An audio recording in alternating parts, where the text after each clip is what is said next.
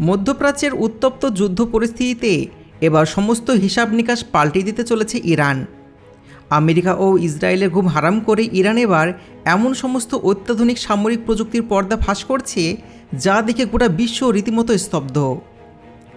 রাশিয়ার তৈরি ভাসমান রাডার স্টেশন থেকে শুরু করে চীনের গুপ্তচর জাহাজ এবং উত্তর কোরিয়ার সিক্রেট ড্রোন কি নেই ইরানের হাতে। কিন্তু প্রশ্ন হলো, এত বছর ধরে এত সব মারণাস্ত্র তারা পশ্চিমা বিশ্বের চোখের আড়ালে কিভাবে লুকিয়ে রেখেছিল? আজকের ভিডিওতে আমরা জানব ইরানের সেই 4টি অবিশ্বাস্য সামরিক প্রযুক্তির কথা, যা যে কোনো দেশের আকাশ প্রতিরক্ষাকে মুহূর্তের মধ্যে অন্ধ করে দিতে পারে। তো চলুন শুরু করা যাক আজকের ভিডিও। Number 4, বেরিয়েভ A50।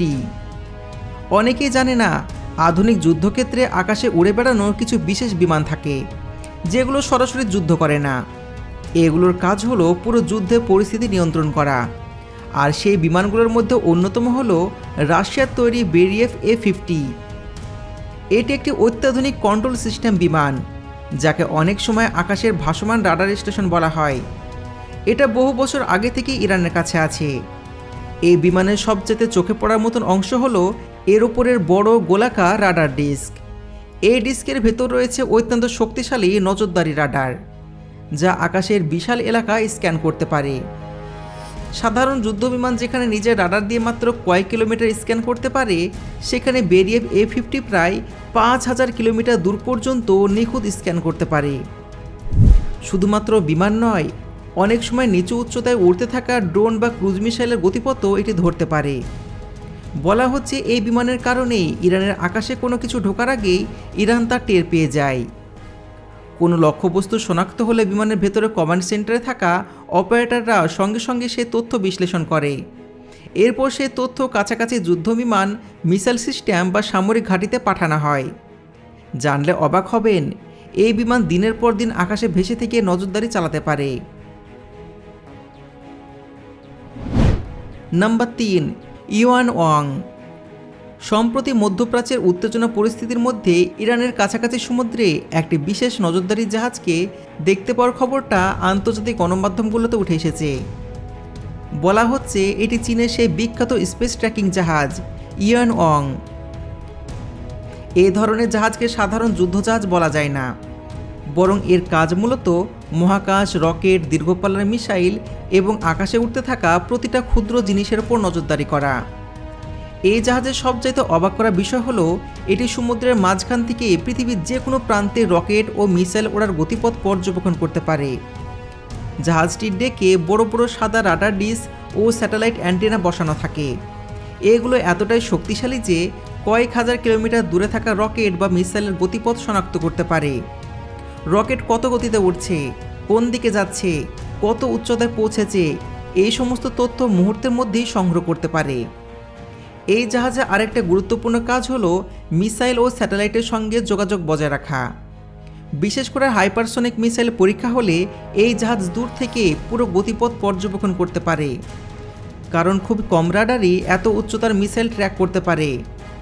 ইউয়ানওয়াং সিরিজের জাহাজগুলো সাধারণত প্রায় 180 থেকে 200 মিটার লম্বা হয় এবং এত উন্নত রাডার, স্যাটেলাইট যোগাযোগ ব্যবস্থা এবং ডাটা বিশ্লেষণ কেন্দ্র থাকে।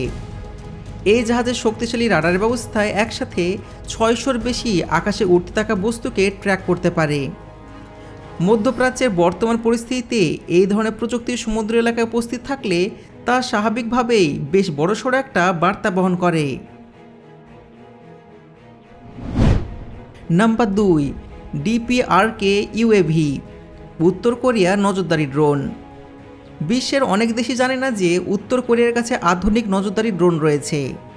এই ড্রোনগুলো দেখতে অনেক সময় সাধারণত ছোট বিমানের মতন মনে হলেও এটি মূলত নজরদারি, সীমান্ত পর্যবেক্ষণ এবং সামরিক তথ্য সংগ্রহের জন্য ব্যবহার করা হয়। জানলে অবাক হবেন, উত্তর কোরিয়া এই ড্রোন দেখতে হুবহু আমেরিকার গ্লোবাল হক ড্রোনের মতন। উত্তর কোরিয়া এত গোপনে এটা তৈরি করেছে যে বিশ্বের কোনো দেশ তা বুঝতেই পারেনি। 2020 সালের মাঝামাঝি সময় ইরানের কাছে এই ড্রোন এসেছে, এমনটাই বিভিন্ন প্রতিবেদনে বলা হচ্ছে। এই ড্রোনের প্রধান কাজ হলো আকাশে থেকে দীর্ঘ সময় ধরে নজরদারি করা। জানলে অবাক হবেন, এই ড্রোন মাটি থেকে 17 কিলোমিটার উচ্চতায় উড়ে নজরদারি চালাতে পারে। এত উচ্চতায় উড়ে শত্রু এলাকার ছবি তুলতে পারে এবং সেনাবাহিনীর অবস্থান, যানবাহন এবং সামরিক ঘাঁটির তথ্য সংগ্রহ করতে পারে। এই ড্রোনের গতি 200 কিলোমিটার প্রতি ঘন্টার কাছাকাছি। তবে অবাক করার ব্যাপার হলো, এগুলো একটানা কয়েক ঘন্টা আকাশে নির্দিষ্ট জায়গায় দাঁড়িয়ে থেকে পুরো এলাকার উপর নজরদারি করতে পারে। ড্রোনগুলো সাধারণত দূর থেকে বিশেষ রাডার কন্ট্রোল স্টেশন থেকে চালানো হয় এবং অপারেটররা লাইভ ভিডিও দেখে পরিস্থিতি পর্যবেক্ষণ করতে পারেন। আবাবিল ইউএভি। অনেকেই জানে না, ইরানের হাতে রয়েছে তাদের নিজস্ব তৈরি একটা সামরিক ড্রোন, আবাবিল ইউএভি। আবাবিল ইউএভি মূলত ইরানের তৈরি একটা ট্র্যাকটিক্যাল নজরদারি এবং আক্রমণ ড্রোন। এতে উচ্চ ক্ষমতার ক্যামেরা, ইলেকট্রনিক সেন্সর এবং যোগাযোগ ব্যবস্থা থাকে, যার মাধ্যমে ড্রোন থেকে সরাসরি লাইভ ভিডিও গ্রাউন্ড কন্ট্রোল স্টেশনে পৌঁছে যায়। এই ড্রোনের একটা বিশেষ বৈশিষ্ট্য হলো এর ক্যাটাপল্ট লঞ্চ সিস্টেম, অর্থাৎ বড় রানওয়ে ছাড়াই বিশেষ লঞ্চারে করে এটি আকাশে ছুড়ে দেওয়া হয়